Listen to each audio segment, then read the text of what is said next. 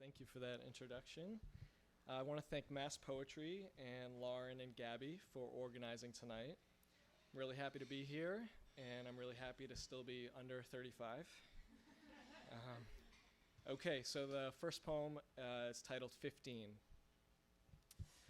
When I told my father I wanted to be a poet, he slowed the company truck, pulled onto the gravel shoulder of the highway, and tuned the radio between stations. We sat there for a while. Passing cars rocked us in the cabin.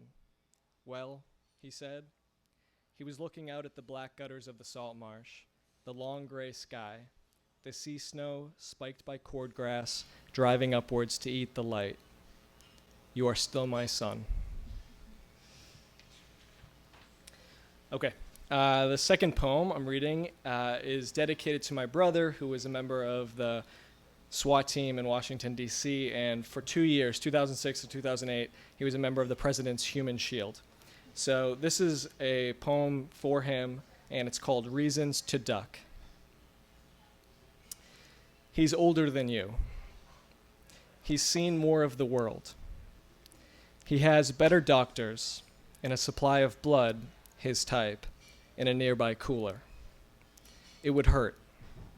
The bullet might go through you and hit him anyway. Everyone ducks. Boarding a helicopter, he ducks, even though the whomping blades are 16 feet high. It's a matter of instinct. No one would blame you for long. You aren't paid enough. You wouldn't get a parade. For all the gridlocks and protests, the downpours in which you held a gun in one hand and an umbrella over his head in the other, for the Thanksgivings at Camp David, the Christmas Eves watching snow fizzle on a reflecting pool, he's never shaken your hand, and you voted for him. The country would get over it. They've been through it before. They have a spare.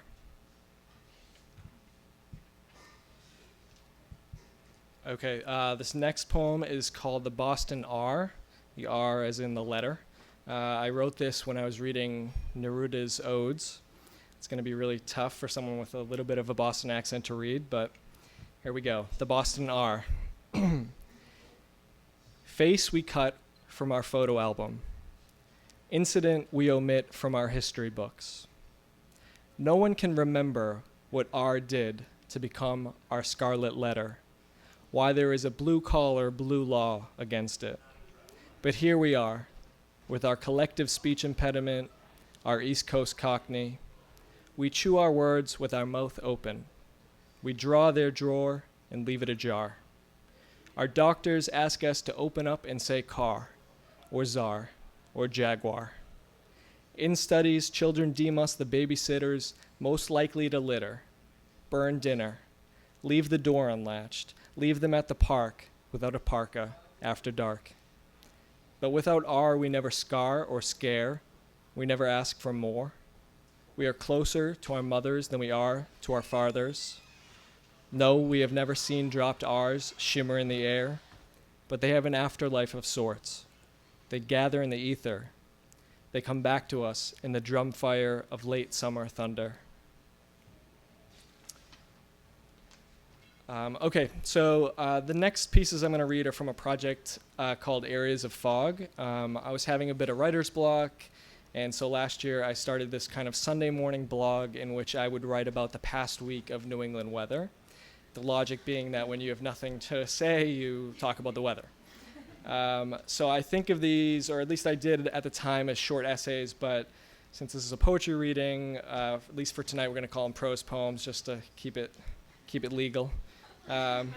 So I grabbed a few. This one is from October of last year, and it's called The Season of the Soul. I love to take Sunday morning walks in October when the wind is crisp and the leaves are tumbling down, and every 20 feet or so you have to step over the viscera of a shattered pumpkin. This morning I was almost run over. I was distracted by a dozen crows screaming in an oak tree. It might have been a crow funeral. They do that. Anyways, an ultramarine minivan blew through a stop sign. They do that. And missed my foot by a foot. Afterward, I spent a long time fiddling with my iPod, trying to find a song for the occasion of not being flattened. I thought of Nietzsche, who preferred his music cheerful and profound, like an October afternoon. Nietzsche had an autumn problem. For 10 years, he wandered Europe like a hypochondriac Goldilocks, looking for a warm but not humid autumnal climate. He finally settled in Turin, whose impeccable grid of paved streets allowed him to take walks despite his failing eyesight. Wonderful clarity, he wrote of the city, autumn colors, an exquisite feeling of well-being spreading over all things. Of course, it was on one of these walks that Nietzsche encountered a broken-down cart horse being whipped. He flung his arms around the animal, sobbed violently, and never regained his sanity. I didn't see anything this morning to make me lose my sanity. Just some roses on their deathbeds, just the sun low in the sky, sliding its meager warmth like a final offer face down across a table. But I do keep thinking of that close call, and how my ancestors, every last foremother and forefather, survived without exception to bear children, and how those children in turn survived to bear children, an unbroken chain of human beings who never ate the wrong berry, who never missed the snake in the grass, who never misjudged the strength of a branch or their own strength in the waves, who were never the friend drowned in the creek, always the friend who ran home dripping to tell about it, who were never the mourned, always the mourning, forever, all the way back, pin balanced on pin, the ultimate winning streak, the inconceivable, astonishing luck of it. Okay, I chose this one because it was from May of last year, this exact week. I think it's appropriate. It's called The Wood, the Weed, the Wag. Spring brings a tear to my eye. Here's how it works. A few thousand feet above the bovine geometry of Boston, a water molecule combines with a particle of soot from a power plant in Indiana, or a speck of black carbon from a forest fire in San Bernardino, or an aerosol of sulfate thrown from a fumarole in Iceland, and merges with other like-minded water droplets within a fast-gliding cumulus, becomes a cloud droplet, joins with millions of other cloud droplets, absorbs their histories. This one wet the sandals of a blind bard in Athens. This one glistened on a spider web in Sir Walter Raleigh's cell. This one was a bead of sweat that ran down Hemingway's glass of beer in Montparnasse as he typed, "When spring came, even the false spring, there were no problems except where to be happiest." And it grows larger and heavier, then falls, a raindrop, the size of a housefly bearing the history of the world, for about 6 minutes, before it lands on the glossy wing of a crow in flight, rolls off, lands on a blade of grass, which dips under its new burden, splashes onto the soil, sinks, is displaced by an earthworm, is absorbed by the root hairs of a cherry tree, travels up the xylem vessels, and, saving you the indelicate details of germination, ends up within a pollen grain, which lingers in the satiny heart of a cherry blossom, becomes windborne, and finds at last, as if at the end of a long journey home, the lid of my eye. Okay, I'm going to try to remember to kind of lift my hands up a little bit when I'm quoting, just so you know it's a quote. Okay, this is from late September, and it's called The First Draft of an Early Fall. It was a blurry week of rain and mist and moths, of red leaves strewn like tickets to a rained-out concert. 7 palindromic days of sog and lethargy, when all you could do was stare out a rain-streaked window and write rhyming couplets in the condensation. Autumn has always been poet's weather. There's at least one famous poet who admits she can only write in the fall, when a certain gnawing chill enters her knuckles. This same poet once told me that her cat, William, writes most of her best poems. Among the romantics, you weren't cool unless you had at least a quatrain on the wanton grandeur of the season. Keats had his soul of mists, Byron his mellow autumn, Wordsworth his pensive beauty. Of course, they were all swimming in Shakespeare's inkwell. Only the pastoral poet John Clare, who spent the last 23 years of his life in Northampton General Lunatic Asylum, went so far as to actually claim authorship of Shakespeare's work. "I'm John Clare now," he told a newspaper editor who visited him once. "I was Byron and Shakespeare formerly. At different times, you know, I'm different people. That is, the same person with different names." While Clare's doctor blamed his madness on years of poetical prosing, Clare himself blamed the autumn, a season that never failed to swaddle him in a stupor of chilling indisposition. It's an old idea, a Greek idea, that souls travel, that they pass through terrestrial, aquatic, and winged forms, that some of them in due course sit upright and hold a quill, that among these are a few poets who return century after century to defy the right margin. I don't believe in literary reincarnation, of course. So what if the definitive dissertation on metempsychosis in the English Romantic poets was written in the 1940s by one Wilfred Dowden? Still, the idea was on my mind this week when I met my oldest friend's newborn son. He was squirming in a mechanical swing, dressed in a sock, still scowling from his amphibious assault on the world. No matter what ill-considered piercings or lizard sleeve tattoos we acquire over the years, we never outdo that first metamorphosis from water creature to land animal. It occurred to me that this kid, born 1 week ago, has never seen the sun. To him, the rain has always been falling. The wind has always been howling. Just imagine the romantic poem he could write. If only his hands weren't mittened and he had the fine motor skills to grip a pen.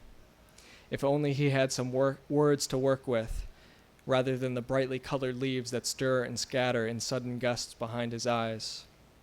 At one point he opened his pursed mouth, and I thought maybe if he was Milton or Dante returned, some verse might emerge. But it was just milk spittle. It was definitely not poetry. I suppose it might have been art. It's hard to tell these days. Okay, last piece. This one is from November, and it's called Paper Allegories. The nights were cold this week, and so were the days. The sun, when it appeared, flashed like a coin at the bottom of a well, and the rain fell whenever it felt like it. It was really and truly November, though I couldn't quite accept it. I walked down the street kicking acorns and attempting to reattach fallen leaves. I keep thinking of the opening of Moby Dick, when Ishmael declares it a damp, drizzly November in his soul. I have never properly read Moby Dick. It is the white whale of my reading life, the rippling shadow that glides under the surface of American literature and will someday swallow me. All I really know of Melville's novel is that the albino sperm whale of the title is a symbol for, among other things, an unknowable god. Maybe that's why the book is filed in my mind next to the theory that the earth stands on the back of a turtle, which stands on the back of another turtle, and that it's turtles all the way down. When Moby Dick was published, most critics considered the book unfathomable trash. Melville was not surprised. Not one man in 5 cycles who is wise will expect appreciative recognition from his fellows, he wrote. He resigned himself to a long career of being misunderstood. Then he met Nathaniel Hawthorne on a hike in the Berkshires.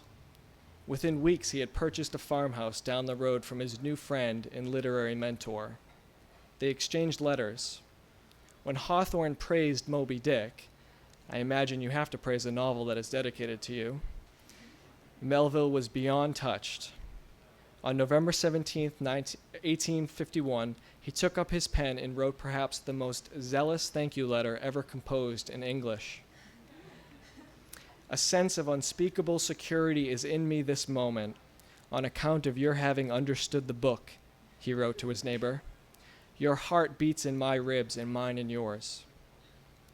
Perhaps Melville came on a bit strong. In a postscript, he promised to establish a paper mill at one end of his house. That way he would have an endless ribbon of foolscap rolling across his desk, upon which he would write 1,000, 1,000,000, 1,000,000,000 thoughts, all in the form of a letter to Hawthorne. Hawthorne promptly moved away.